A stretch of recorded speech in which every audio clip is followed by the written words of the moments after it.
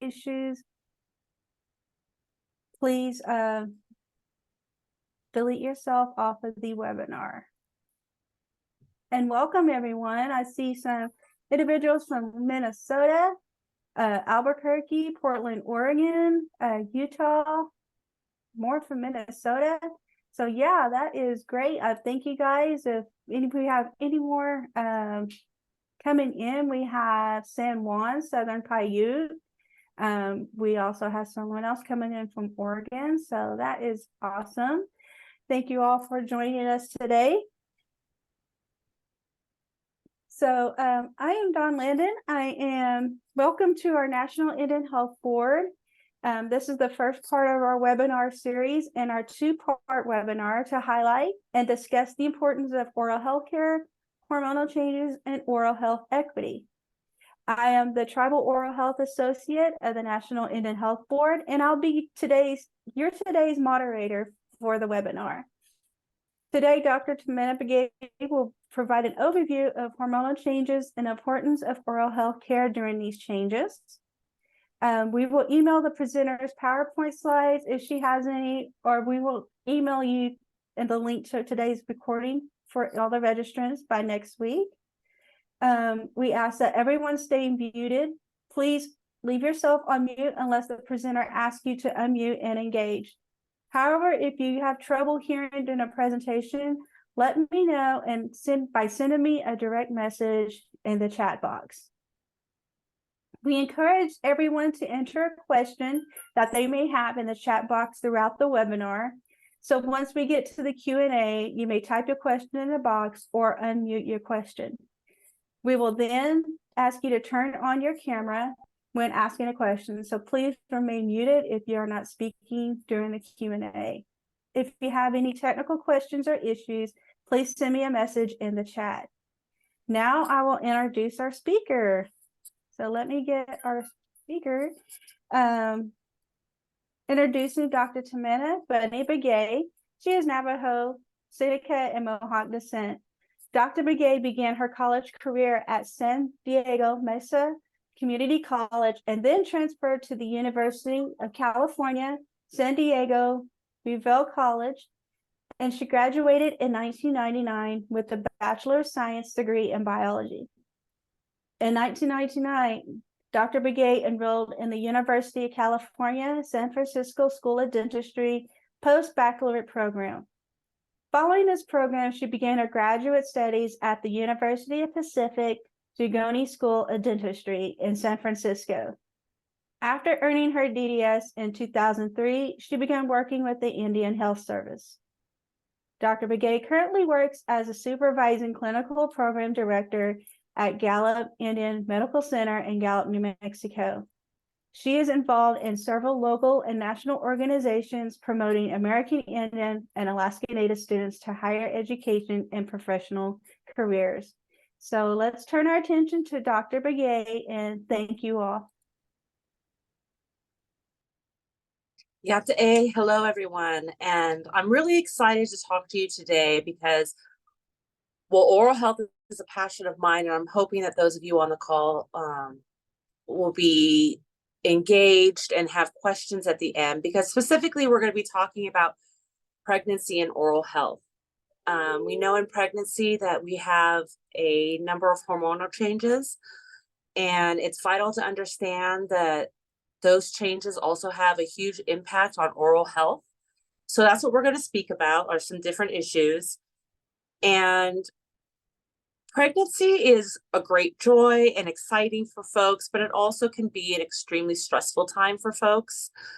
Estrogen is tenfold increased, progesterone is 30% increased. And with that increase comes an onslaught of different events. And the first thing that we typically see here in dental is in the first 12 weeks, we see a rise in women coming in with canker sores or abscess ulcers. And those are extremely uncomfortable. They're painful. They're ulcerations that occur on the inside of the lip, under the tongue, on the gums, and they can even occur on the roof of the mouth. and it's a burning sensation and makes eating uncomfortable. So the main thing to recognize with those is that they do self-resolve, meaning they go away in about 1 to 2 weeks, but they will be uncomfortable. So you do want to provide people with some palliative care. So what they can do at home is rinsing with warm salt water, using a topical benzocaine, which is something that you can get over the counter, and you may require a mouth rinse called chlorhexidine. That will also help. But warm salt water, giving it time, letting it resolve on its own is what we typically do. The other issue that we see coming up with women that are pregnant coming into dental is about the gingiva, about the gum tissue around the teeth. With the hormones and the increase, we see an increase of blood flow. And with that increase of blood flow, we also see inflammation occur in the gums. This is often referred to as pregnancy gingivitis. They're red, they're swollen, they're shiny. Women come in very often saying they're brushing their teeth, but there's a lot of blood. That is typical during this time. First trimester, yes. Second trimester, even more so. Third trimester, it should start to resolve a bit. But it's really important at this time that they make their contact with a dental provider so that they can find out what they can do to assist with ridding the bacteria, because the more bacteria with the increased blood flow just leads to more inflammation. With that, they may require more cleanings every 3 or 4 months. So it's important that they at least get seen and diagnosed.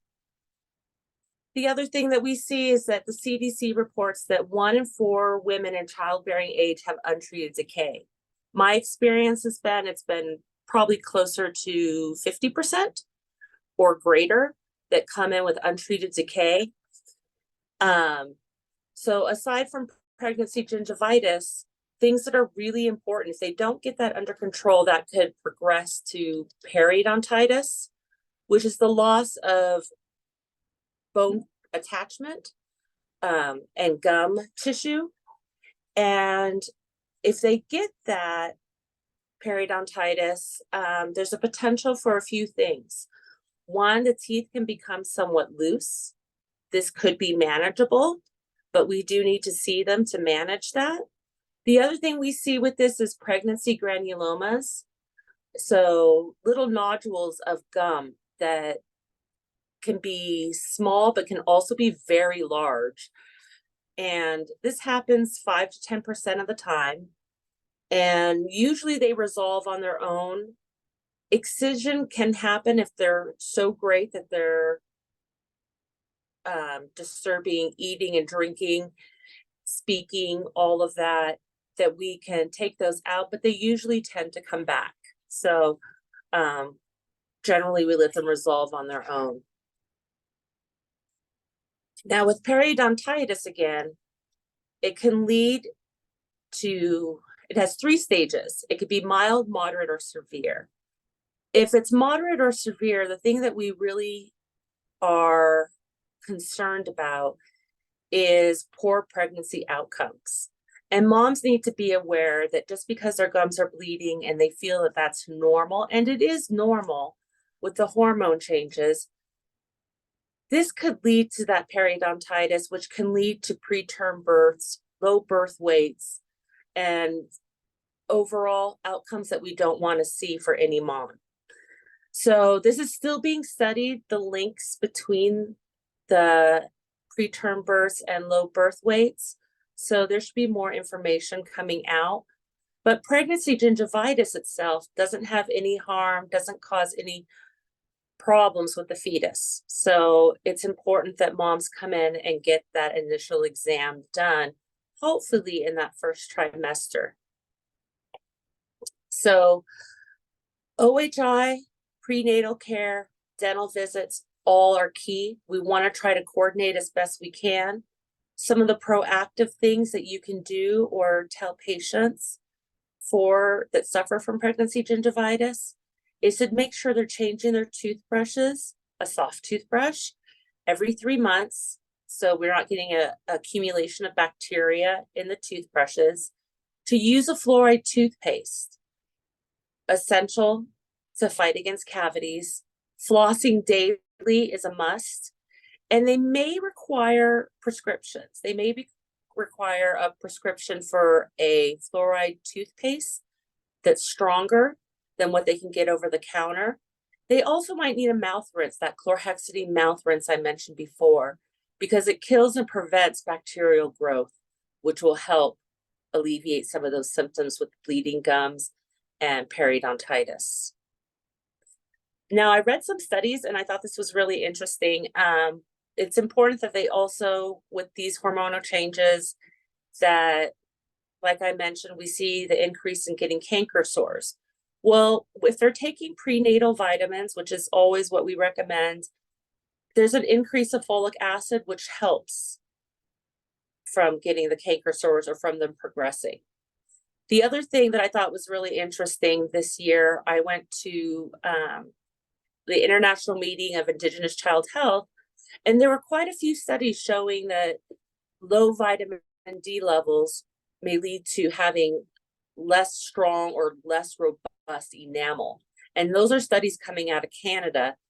And that's very important for us. So we want to make sure that they're having adequate amounts of folic acid and vitamin D in their diet so that we have better outcomes in the end. One of the other things to consider is morning sickness. A lot of women experience morning sickness when they're pregnant, and this increase of acid leads to greater erosion of the protective layer of the tooth enamel. And that enamel is what protects us from getting cavities. So if it gets weaker from the acid, then we're going to be more prone to having more cavities. So one of the treatments that we have for that is taking 1 cup of warm water to 1 teaspoon of baking soda, rinsing with that after one gets sick will help decrease and balance out the acid in the mouth. So now we're going to segue into teeth directly. And as I mentioned, 1 in 4 women of childbearing age have untreated decay. And I think it's much greater in our population, in the Native population. So it's really imperative when a woman finds out that she is pregnant and she's going through all these changes that she doesn't overlook dental. Now, caries can progress very rapidly, especially like we mentioned, having morning sickness, having more acid. It could progress to the point that we need to do fillings.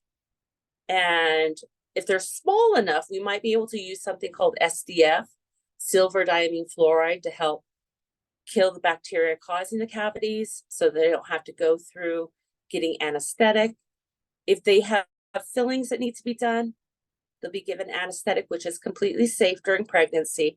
So just FYI, what we don't want things to progress to is to more advanced things like needing root canals or needing extractions. Unfortunately, I see a lot of women come in and they're 6-7 months along and they need several extractions.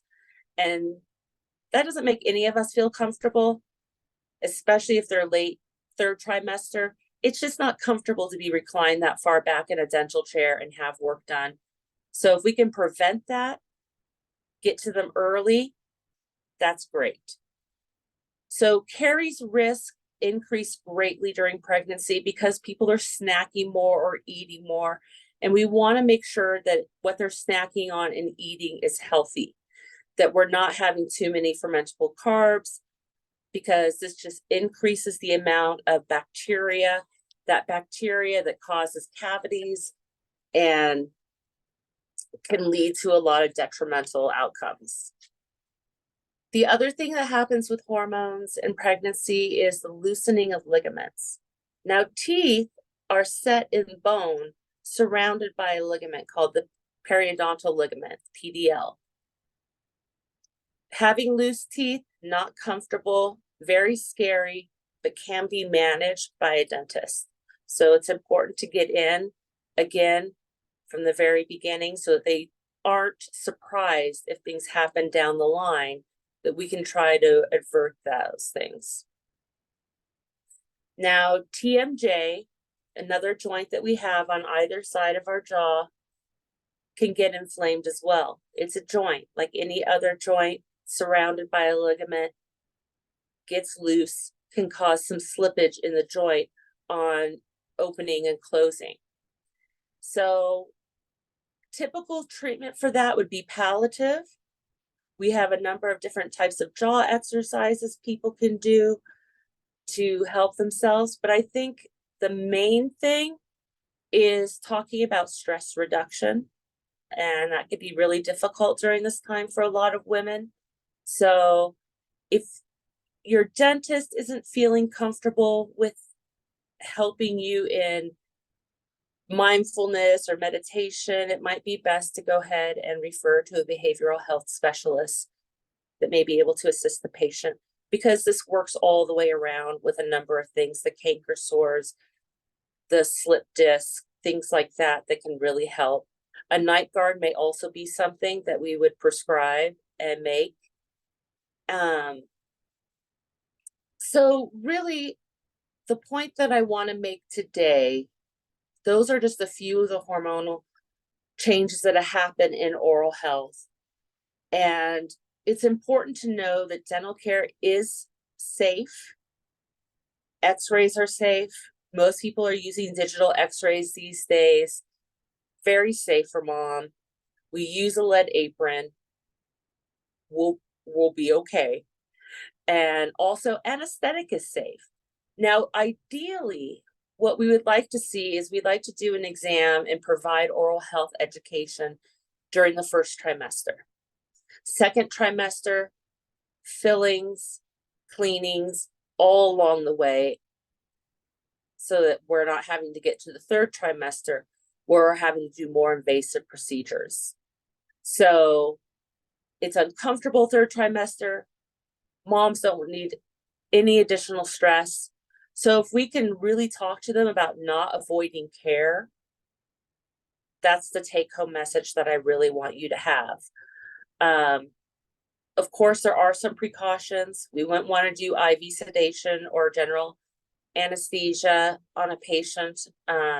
So dental providers, make sure you talk to the OB-GYN, get that relationship going in your home clinic. If you're a large facility like ours, that can be a little bit difficult, but we do make it happen. So the best outcomes happen from proactive elements. So changing that toothbrush every 3 months, making sure it's a soft toothbrush, making sure we're flossing daily. Can be uncomfortable, especially if they have severe pregnancy gingivitis. Making sure that if we need a prescription for a fluoridated toothpaste or for chlorhexidine mouth rinse, that we get that on board quickly, because all of that is very helpful in reducing bacteria under the gums, in the mouth, hopefully leading to a really good outcome for mom. And those good habits we want to instill so that then when the little ones come, we have a chance to fight early childhood caries. So good habits lead to bright futures, and that's what we're hoping to see here through this webinar, is getting people excited about oral health, letting the people know pregnancy and oral health outcomes are manageable. We just need to take the time to educate our patients. And that's all I have for you this afternoon. Thank you, Dr. Begay, for that amazing information. There was a lot of things that I was not aware of, but I do have a couple of questions for you. And I think you kind of crossed over some of this information. One of the questions that came up was how can you manage your oral health care if you are having really bad morning sickness and, just putting anything in your mouth causes, nausea, the gag reflex, all that not so fun stuff? Yeah. The only thing, unless there's medications that you can get from your provider, your PCP, your primary care provider, the mouth rinsing is essential. If it's just water, even just rinsing out with water, better with baking soda, just so that it combats the acidity. That's all that we typically recommend. And I feel for those women when they come in and they tell me that that's what they're going through, because it is hard. Yeah, I can imagine that is a difficult moment, especially when you're trying to eat too as well. Then that can become an issue with trying to brush, and then also, oh my gosh, I can't even eat. Right. So yeah, that goes hand in hand. I know that can be an issue. Does anyone else have any questions they would like to ask Dr. Begay? Please put in a chat, or you can unmute yourself and then just give yourself a quick introduction, like, hi, I'm so from here, and then just ask Dr. Begay. We actually do have a question in the chat. I just sent this topic to our maternal health project at NIHB, which is North Portland Area Indian Health Board. Thank you for providing a session. I had some of these issues when I was pregnant with all 3 of my kids. Yeah, I can imagine that. Dr. Begay, did you have any comments on that?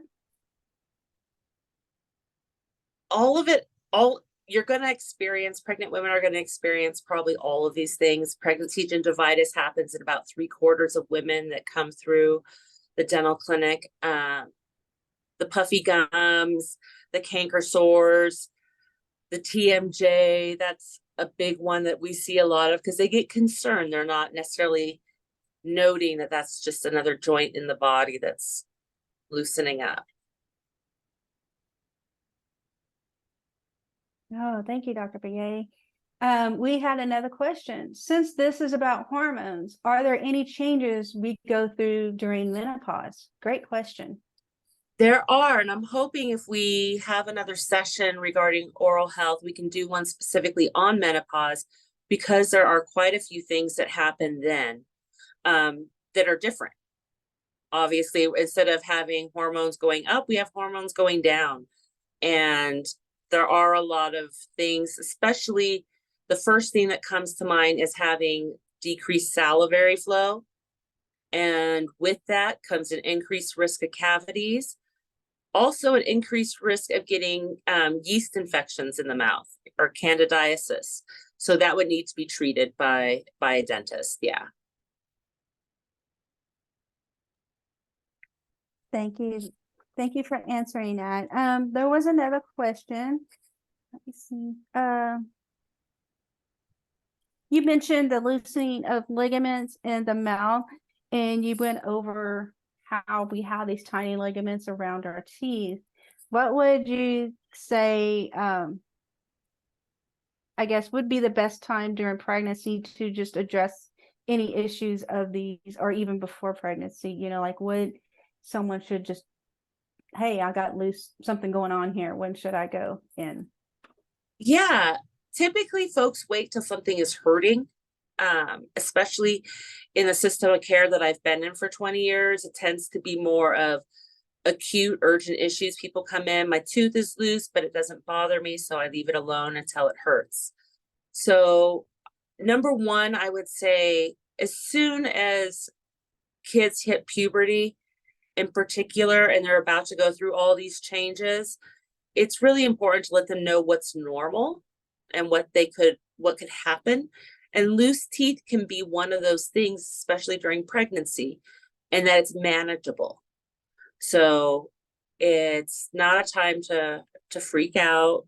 It's time to have a really good discussion about the anatomy of teeth and how it can be managed.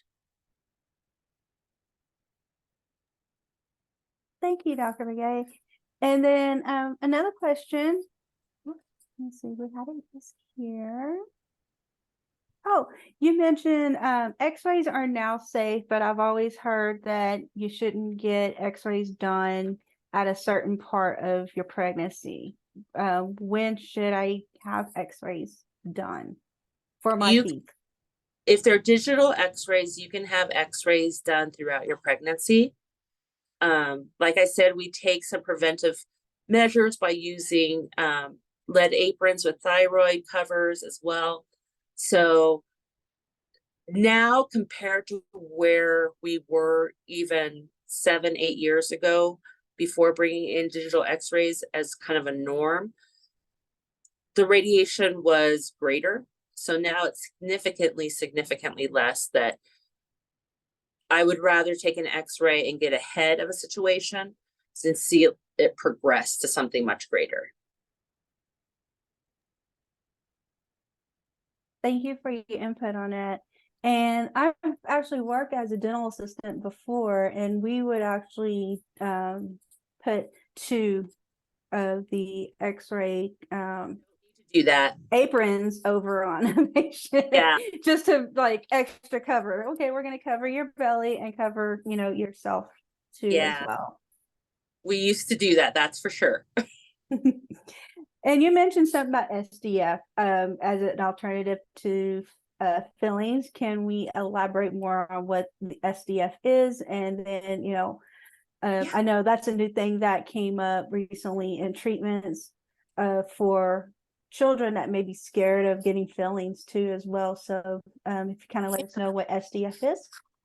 So SDF stands for silver diamine fluoride, and it's a really great adjunct here in dentistry in the US. Other places around the world have been using it for years, decades. It's been going on for a long time. The first time I heard about it, it was being used off-label here in the US. So the organization I work for, the Indian Health Service, we weren't able to use it for that purpose of fighting cavities, but it's essential to everything we do now. So for little ones who are scared of getting the shot and getting numb, what it does is it kills and prevents the bacteria that cause cavities from growing. So it's a great minimally invasive dentistry technique that people can put in their back pocket or ask about if they go to the dentist. Great for seniors that have cavities right at the gum line, because those can be very difficult to treat. Now, the one thing about SDF that most people either are aware of or aren't aware of is that it does stain the cavity, not the tooth, but the cavity black. And it's part of a remineralization process occurring. It's not attractive, but if it's cleansable, then leave it alone. We use it with patients who have special needs where we can't get to everything all at once, or we want to stabilize cavity control before we take them to perhaps the operating room. SDF, again, is something that we just paint on the tooth. After you paint it on, you typically put some fluoride, some flavored fluoride on top, and then no eating or drinking for 1 hour, and you let it do its work. It's wonderful. Thank you for that. I've heard so much about it, and I know that's a great asset to oral health care, because I know there's a lot, you know, some kids, they just don't want to sit in that chair long enough, or you may have a patient that's autistic and just can't handle all the touching and, you know, just what's going on around them. So that's a great resource. And I did have a comment on SDF from Ms. Tycee Mason. Minimally invasive dentistry is practiced quite a bit in the Northwest. We provide SDF to our dental programs that are part of our MID collaborative, and at the end of the year through our dental support system. That's great. I'm really glad to see that. We used to think that sealants were the only protective measure we had aside from fluoride in dentistry, but SDF, we just saw a study come out where putting SCF on those early lesions or into those grooves of teeth of our little ones, that is equally as effective as having a dental sealant placed. So glad to see it's being used.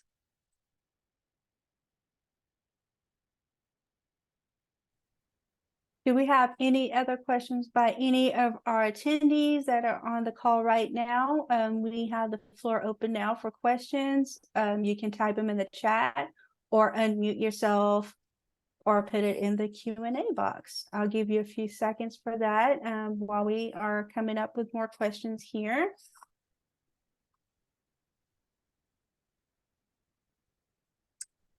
And you mentioned chlorhexidine, right? Is this available in the stores that someone can buy, or do you have to access this in dental offices? Yes, you have to access that through a dental office. It comes through a prescription, so you pick it up at the pharmacy. Same thing with fluoridated toothpaste, that like Prevident 1000, all of those are prescription.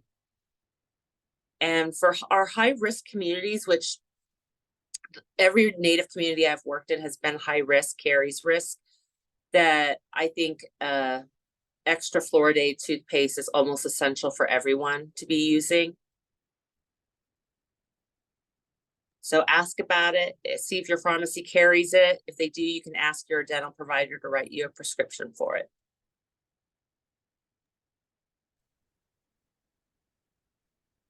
Thank you for answering that question. And I actually have my own question here. In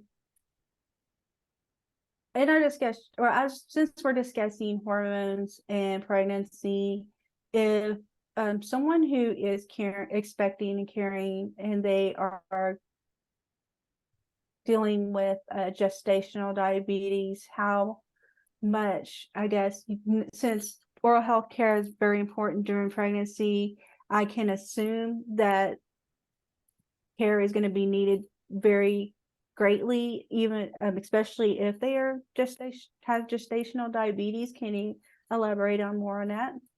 Yeah, if they're having gestational diabetes, we're going to see a greater risk of the pregnancy gingivitis to a greater extent. So where we may see someone come in and they just have mild gingivitis, it's going to be more severe in those that are pregnant and diabetic. You're going to need probably every 3 months to come in, get a good cleaning, be on the mouthwash, the chlorhexidine, just everything preventive that you kind of get the double whammy with pregnancy and gestational diabetes, because the body has a harder time fighting off the inflammation and the infection that can occur.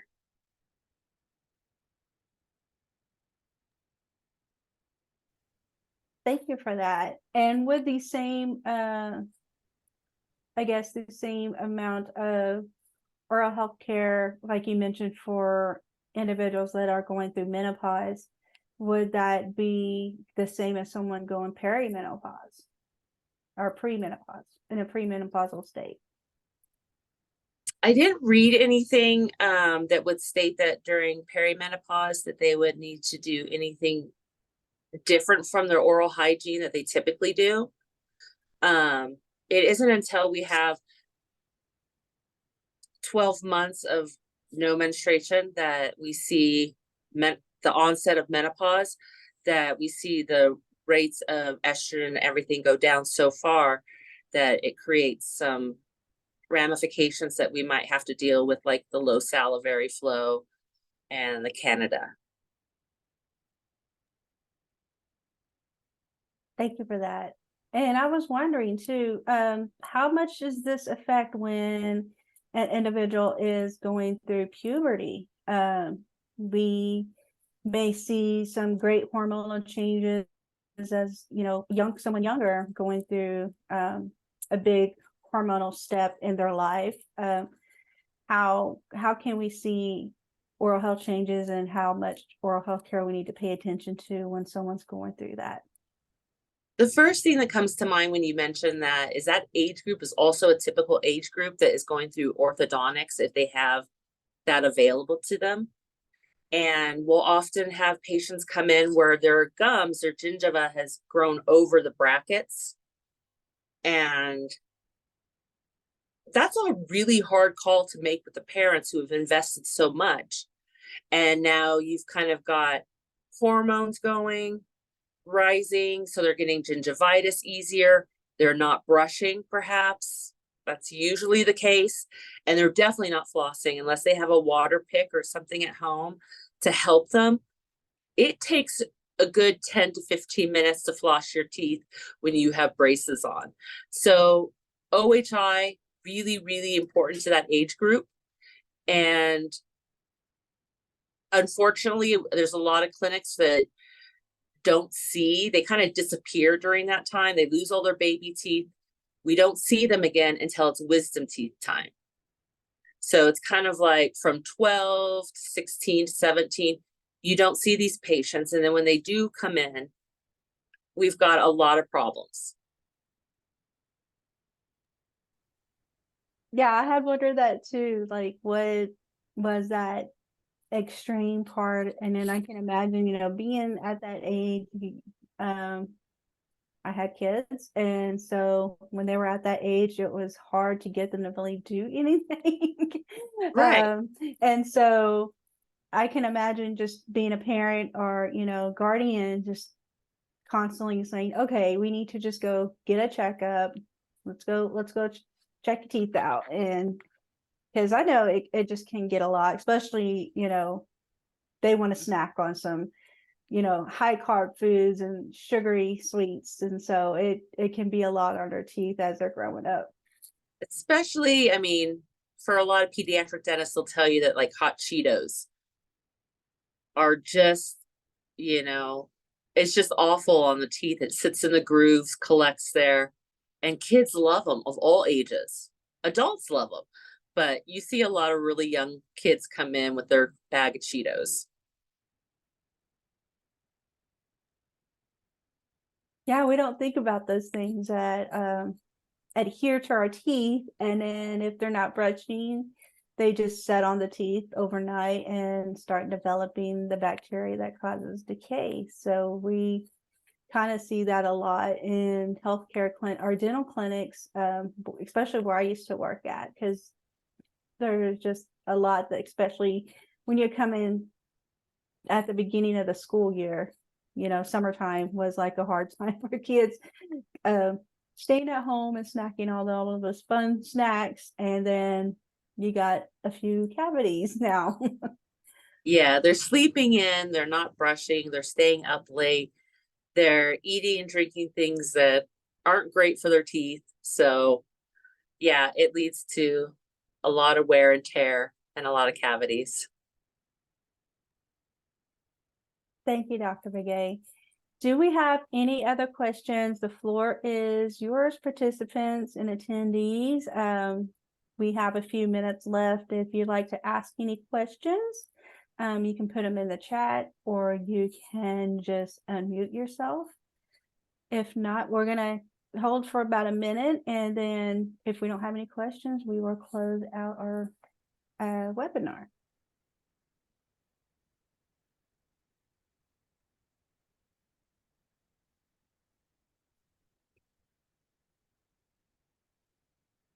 Well, I just want to say a quick thank you to everybody for joining us today. And hopefully you'll be able to make an impact in your community with regards to oral health and kids going through puberty, women going through pregnancy. Advise them to come in. It's safe to see your dentist. Yes, definitely. Make sure you come in and get your dental visits done. And there's just a quick resource here, just to let you know that dental care is safe and very important during pregnancy. So yes, please go see your dentist. Encourage those that are pregnant to go see their dentist at any stage of their pregnancy. And you can find this information on the CDC website.